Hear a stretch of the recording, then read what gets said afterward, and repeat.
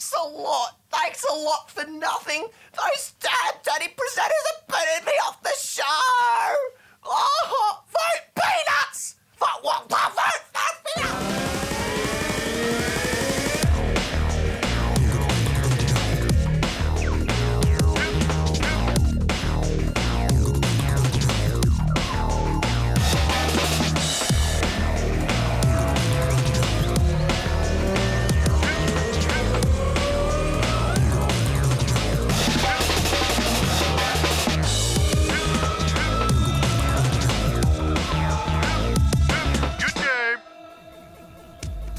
Hello and welcome to Good Game, the show for gamers, by gamers. I'm Junglist. And I'm Kapowski. This week is huge, so let's get straight into it. Dr. Daniil rescues a noob in distress.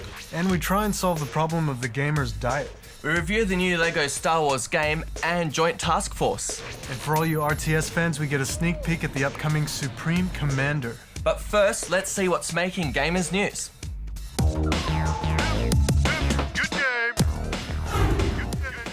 In an example of a developer listening to gamers, last week Valve announced that gun prices in Counter-Strike Source would be dynamic, meaning the price would go up or down according to a weapon's popularity. The more popular the gun, the more expensive it would be. The move came under criticism from the Cyber Athlete Professional League in the US, who said dynamic pricing might make it difficult for the game to be taken seriously as an esport. This, in addition to hundreds of angry posts from the community, led to Valve deciding to merely implement it as an option. Another real-life Hollywood actor is set to make an appearance in a video game, with Electronic Arts announcing that Hilary Duff will star in the latest expansion to the hugely popular Sims games, Sims 2 Pets, due out later this month. Hilary's pet chihuahua Lola also makes an appearance in the game, and $1 from every copy sold will be donated to the RSPCA to help with real-life animals in need. MTV have announced its parent company Viacom have acquired Harmonix. Harmonix, in conjunction with Red Octane, developed the popular Guitar Hero. And while Red Octane are working on Guitar Hero 2, it's expected that Harmonix will work with MTV to create more interactive ways to enjoy music, both on air and online. PlayStation 3s bought in Japan will now be around $100 cheaper than those bought in America. Japanese buyers voiced their concerns over the price of the console, and it may also be in response to Nintendo's pricing on the Wii. Now to games about to be released. Red Steel is due to come out December 7th along with the Wii. It's got shotguns, it's got samurai swords, and all operated with that controller.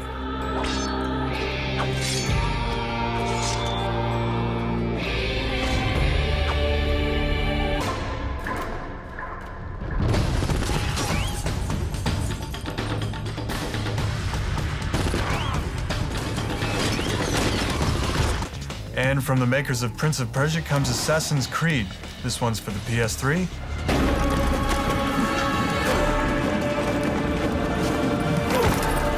Fans of the Quake series should take a look at the free game called Warsow, an almost anime-styled FPS focus on trick jumps and high frames per second.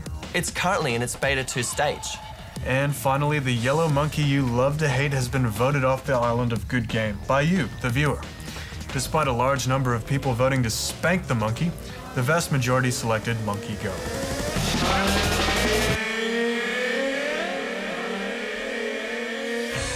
This week, we'll look at the muscle behind your computer, the CPU. When selecting a CPU, there's three things you have to keep in mind: the speed of the processor, the cost of the processor, and whether you want to go dual core or not. In general, you want to go for the fastest CPU that you can afford. There is a balance between performance and cost though. Prices of CPUs have dropped sharply, so now's the time to upgrade if you've been planning on doing so. You can pick up a high-end dual-core CPU for around $500 these days, as opposed to over $1,000 2 to 3 months ago. There are two main types of CPU, AMD and Intel, and which one you choose will determine the type of motherboard that you have to buy. There's plenty of good motherboards available for both types though, so which one you choose is really up to you. What we have here to put into our gaming machine is a Core 2 Extreme processor. To make installation easier, there's a little arrow on the corner of the CPU that will align with the matching arrow on the socket. Make sure you insert the CPU carefully to avoid damaging it. If you're doing this on an AMD system, you'll have to lower the lever on the side of the socket. For our system, we flip the bracket closed and clip the lever under the catch. Next, we'll prepare the heatsink. Put a small dollop of heatsink paste on the bottom of the heatsink, slightly larger than the size of a drop of water. Spread it around with the edge of a clean new business card or anything similar until it covers the area where it will contact the CPU.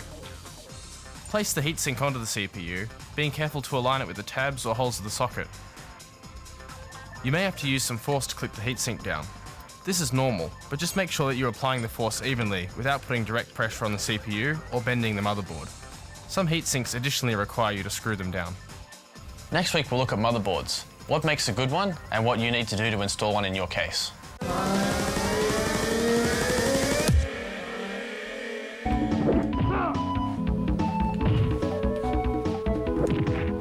All right, you call yourself a retro gamer? Can you name this game? You've been asking for more retro content. We'll start you off a little easy, bring some harder stuff on in the rest of the season. We'll tell you what it is at the end of the episode.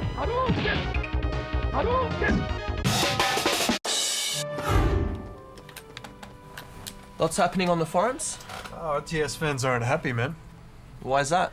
No love, no love. We gotta show them Good Game Hearts RTS as well. Well, don't you think it's time that we showed them? You reckon? Yeah. All right. Alright. Where do I put that tape though? Oh, here we go. Yeah, Subcom, bring it on. Excellent. Good game.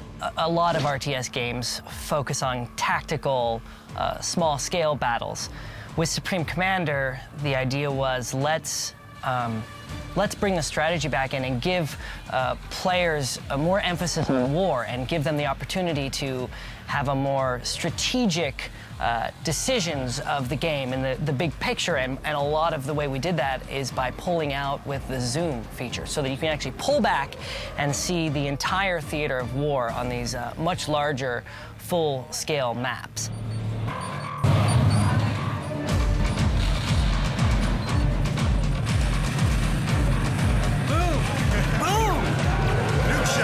How many units are we talking about on the screen when you're zoomed out? It's all NATO-based icons, so if you're familiar with military icons, you'll be able to see exactly what all your units are. And if you're not, it's easy to learn because every unit is represented in that map. So, you know, you can totally, and it's all controllable. You can, select and drag them. You can issue orders. You can issue attacks. Everything that you want to do, you can do from that view, and you can go in and zoom in close if you want to see what's going on or control it from there. Your choice of where you want to control it and how. Talk about microing on two fronts. What sort of point do you have to balance between making the perfect game between just getting it out there? We want the game to be fun. You know, I mean, that's what it comes down to. And, you know, throwing in an extra feature here, you know, we're not trying to make a feature that's going to make the game sell better. We want a feature that's going to make the game fun. You know, and so that's what it comes down to. Timing, sure, we're going to meet our deadlines, we're going to have it out on time. But what's going to be out on time is a fun game, and that's what you can expect. How much emphasis is being placed on balance between the different factions with regards to future competitive play with Supreme Commander? The three factions, they're different. There's unique experimental units in each different factions that, you know, really kind of change the strategy you might want to take. You know, if you choose a Cybran based on their units, you might take this strategy on it, you know. So all of that, you know, comes into play with the balance to make it a fun game, no matter what faction you're playing or playing against and how that works. Now, you've been playing the game so far, you've been playtesting it. Can you tell us what the multiplayer is like? It's great. I get my butt kicked a lot, especially on the team, because, you know, we're all going at it playing, and you know, I'm still learning how to take advantage of all this and that. So it's great. This is one of the most anticipated games. When's it going to come out? Because I can't wait. Yeah, it's coming out early 2007, so first quarter. We're on schedule. Things are, we're right there. It's going on track. It's going sweet. We're ready. Boom shakalaka! The winner of the best review of the week is...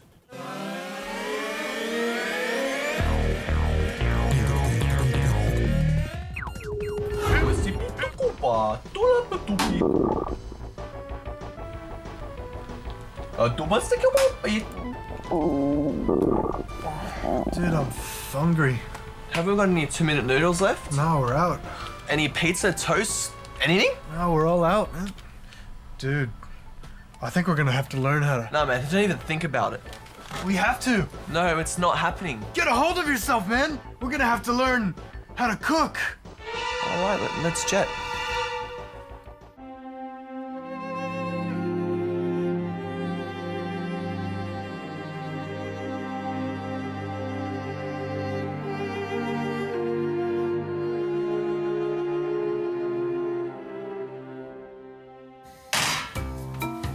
Kez from He Cooks. How you going, man? Good, mate. Looking a bit weary. What seems to be the problem? Well, Kaz, we have no food. We've got no money. Basically, we're starving. Ah, bummed out, bummed out. Now, have you guys heard of anything called the food pyramid? The basis of a good nutrition and balanced diet. It consists of grains, vegetables, fruits, dairy, and meat products. I know what you're talking about. No, man. You got cereal, toast, 2-minute noodles, pizza, and chocolate milk. I don't think so. Today, I think what we can do is I'm gonna cook you something really nutritious. We're gonna do it together. It's gonna be simple, it's gonna be quick, and it's gonna be tasty. Oh, I can handle that. That's awesome. Yeah, let's do it.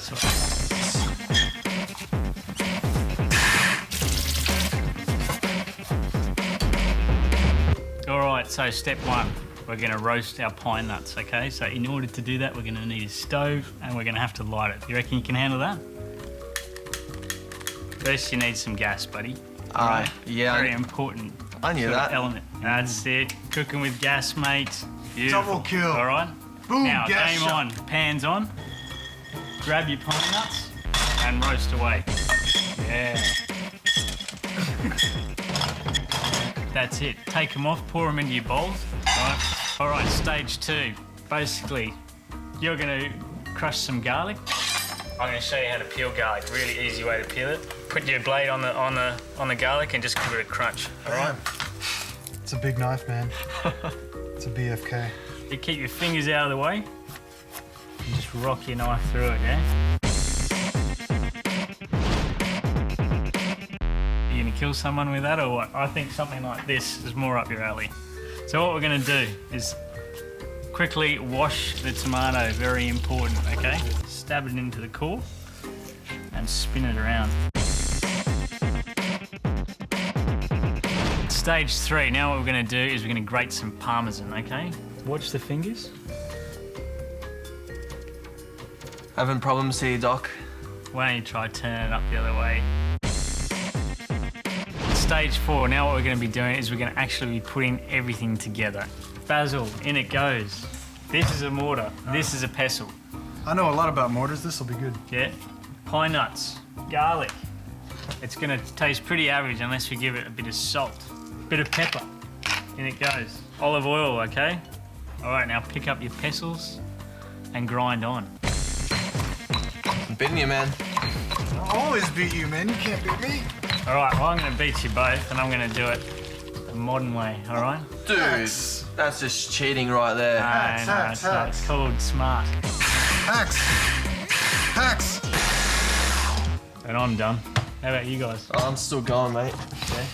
And in with half of our cheese. Stage 5, cooking pasta. Boiling water, all right? Pasta, in she goes. Give it a stir, about 7 or 8 minutes, and we're done. And then can we eat, man? Yeah, I promise you. Stage 6, putting it all together, finishing it off. Pesto for you. A drizzle of olive oil.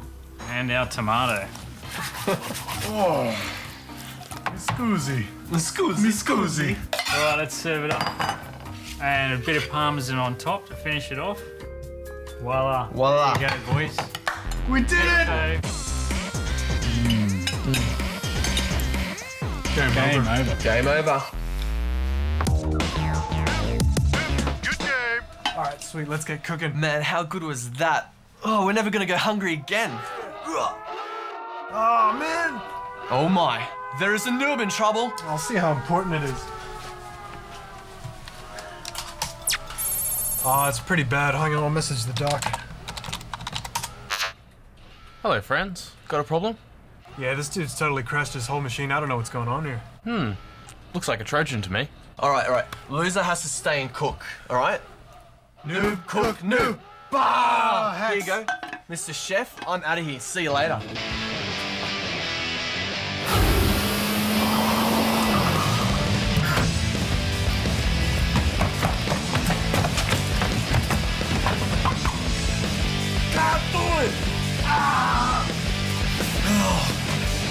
You guys are here. Yeah, so what seems to be the problem? Well, I downloaded a file and now my computer won't turn on. So what kind of file did you download? Doesn't matter, let's take a look. Okay, so it looks like we need to completely wipe this computer and reformat it. You got anything on here you want to keep at all? Nah, she's fine. Okay, sure thing. So we'll restart and go into the BIOS. We need to change the option to boot off our CD drive so that we can install Windows. So just push delete or F2 usually will get you into the BIOS. In this case it's delete. And then we can set it to boot off the CD drive. Once we've done that, we'll restart the computer again and boot off our CD drive. It's loaded the basic system drivers to enable us to format our hard drive. So we'll go ahead with the format, and because we're doing a complete wipe, we'll do a full format rather than a quick format. This can take upwards of an hour on a really large hard drive, but on a reasonably small hard drive like you'd find in most modern computers, it should take around about half an hour. Yeah, no, I need 5 kilograms of pine nuts. Yeah, that's right, pine nuts. Never mind what it's for, just get it here ASAP. So now that the hard drive's been formatted, we restart the computer and it'll load all the setup files straight off the CD and copy it straight onto the hard drive. Now we're in the Windows dialog prompt for setting up the computer. So we need to put in things like our CD key and basic things like network settings, how many users we want, and then we're in Windows. Hey, wait a sec. We're not in Afghanistan, we're in Australia. That's right, we can change all those settings. You can right-click on My Computer and go Properties, Hardware, and then Device Manager, and it'll list all the hardware that you got on your computer, and that way we can tell exactly what hardware we need to get drivers for. What does it mean if it's got an exclamation mark next to it? But if it's got an exclamation mark next to it, it'll mean that it doesn't have drivers for it yet, or the hardware isn't functioning properly.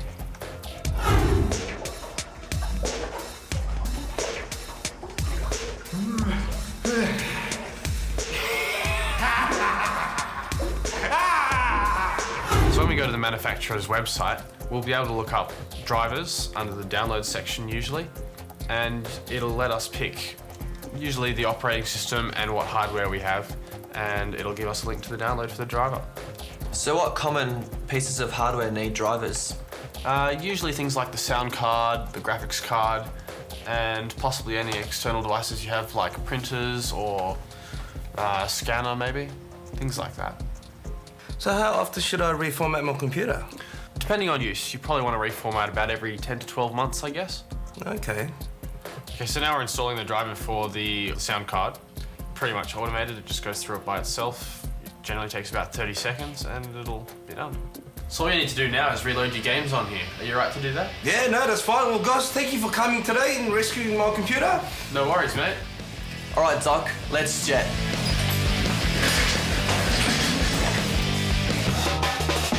Good game.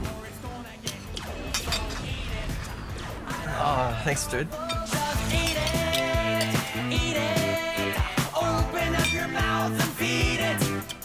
Have some more yogurt, have some more spam. So what game did you play this week, pal?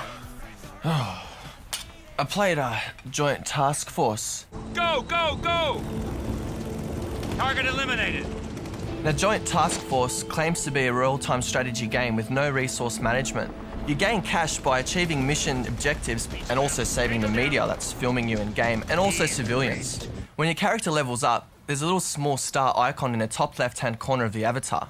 You actually click it and you can select an extra skill group. I found that the character's avatar was really quite dull. It actually didn't depict the rest of the game's graphics at all, which I actually found really good.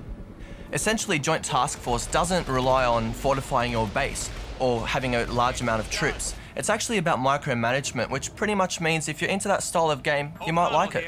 I have to say I found the storyline and the dialogue a little bit dull at times, and also the American accents were really starting to grind at me there, Jung, so... You will be leading the JTF's 1st Battalion, and you'll have the jurisdiction to do whatever it takes to succeed. The graphics in this game are impressive and they do put your video card to good use. However, the zoom really didn't give you the option to zoom out enough or zoom in, which kind of did ruin the gameplay.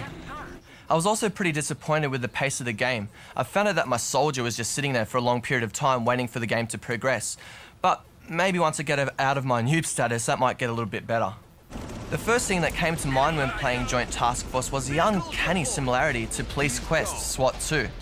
Except that Joint Task Force is set in a Modern Warfare environment, and I did find SWAT 2 a lot more fun to play. So I'm gonna have to give this 5 out of 10 rubber chickens there, Jung. Yeah. What about the game that you played? What did you play? Imatubakatata solo. Yeah, you know you kind of look like Jabba the Hutt right now as well. Yeah, well, you kind of look like Jabba the Butt. Oh. All right, look, whoever thought of putting the idea of Lego together with Star Wars was insane. But it works. It's a great family game. Kids will love it, and also it's pretty enjoyable for those who were alive for Star Wars as well. For the most part, it's a 3D platform game. You have to use the abilities of the different characters at the same time to get through obstacles. Example, C-3PO can get through certain sealed doors, but he's pretty weak and he can't jump. So you need to get Luke Skywalker to jump in there, open up a can of whoop-ass, build a bridge across the hole so 3PO can get to the other side, and open up the sealed door. Simple, right? There's only one problem with that kind of gameplay, and that is it's very linear, so you might get stuck on a switch that you missed a whole room back. But you're rewarded with humorous cutscenes, and it's pretty funny seeing your whole Star Wars favorite scene thing played out in Lego.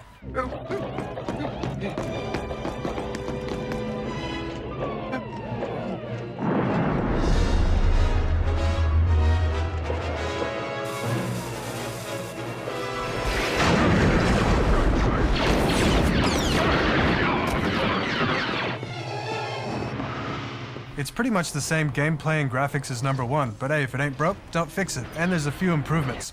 Firstly, it's dealing with episodes 4, 5, and 6, which is instantly better than dealing with episodes 1, 2, and 3. Also, you get to play with little Lego starships. Yay! Yay! The vehicles really add to the fun in number 2. As with all Star Wars games, you benefit from all the original music and sound effects, so the audio is great. Here's what our forum goers had to say. Cheeto says, a reasonably standard platformer but with plenty of polish and good humor. The graphics are simple but appropriate, and there's enough variety with the vehicle stuff to keep it fun the whole way through. Inkboy says, the cutscenes and some aspects of the game, building a tractor for Yoda, are funny. Only issue I have is with the camera, it's horrible. I gotta agree with you there, Inkboy. Camera is a bit iffy at times. Sounds good, Jung, so let's talk chickens. Alright, well, this game gives you a lot of playtime, and it's coming out on 8 different platforms, so we should note that this is the PS2 version of the game. There's a lot of things in there for Star Wars enthusiasts, and after playing it, I just can't deny that it's really well put together. Star Wars fans and kids, you will have fun with this game. I'm giving it 8 out of 10 rubber chickens. That's all we got time for this week. Next week, we meet the very ultra cool guys that make the mod for Half-Life 2, Dystopia. And we meet the man with the dream job, getting paid to play games. Whew! And I'll be taking a masterclass in Need for Speed Most Wanted. Hit our forums now, we're keen to hear your thoughts. Now don't forget to vote in the Peanuts poll. You've voted him out, now choose how he goes. And in case you're wondering, the retro game of the week was Street Fighter 2. Often celebrated as the grandfather of fighting games, we'll have a harder one for you next week. Until then, Junglist out. Gapowski, out. Hadouken! Sonic Boom! We gotta lose weight, man. Let's go. Oh.